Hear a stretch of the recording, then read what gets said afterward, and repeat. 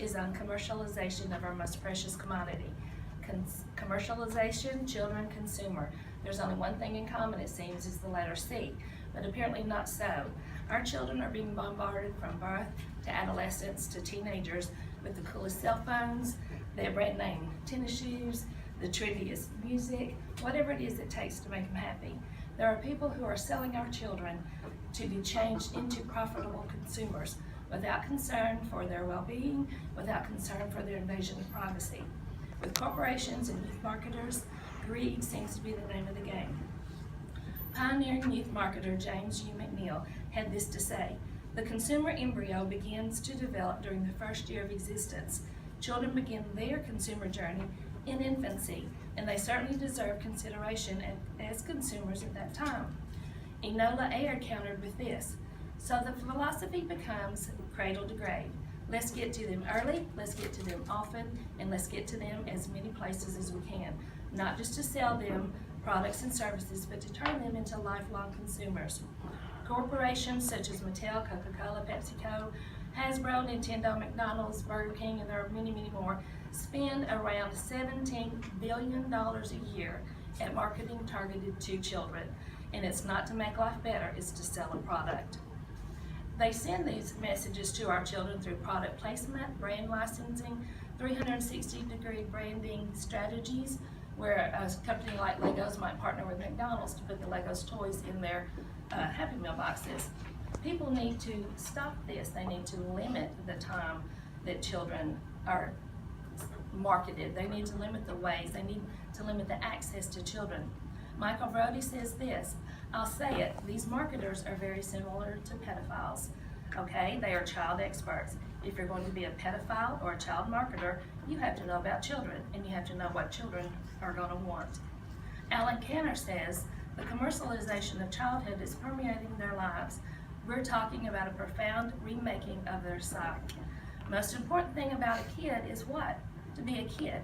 They need to create, they need to learn, they need to move, they need to be, they need to bond.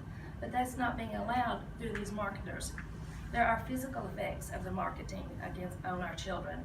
The marketing which is taken away, the advertising which is taken away, their own creativity, and now they just have a toy in their hand. You know, they have something to look at. They don't do their own thinking, they don't do their own creating. These things have brought physical effects on our children, some of which are violence, depression, obesity, low body image, relationship issues, use of tobacco underage and drinking, high blood pressure, poor self-esteem, ADHD, ADD, diabetes, things like this have been known to be effects of the mass marketing against our children.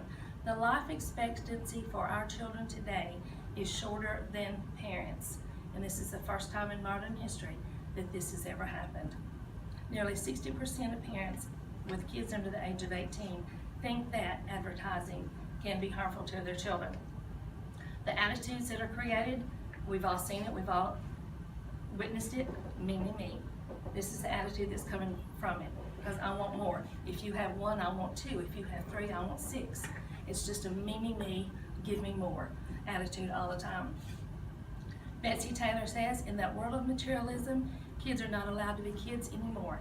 They have to grow up fast. We see it in the way they're being asked to dress. We see it in the violence that they're being asked to navigate. And what is being squeezed out is their childhood. Identity doesn't need to be defined by the toys they have, the clothes they wear, what video games they play, or the gadgets they own." Juliet Shore says, "New research scrutinizes the most intimate details of children's lives in naturalistic settings.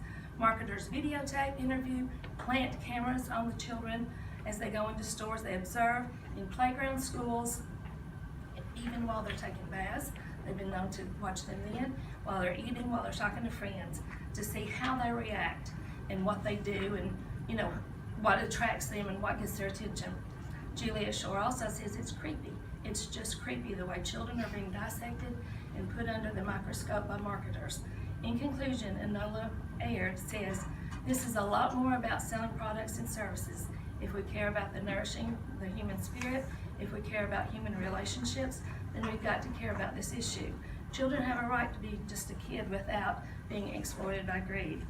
So what it boils down to is about this.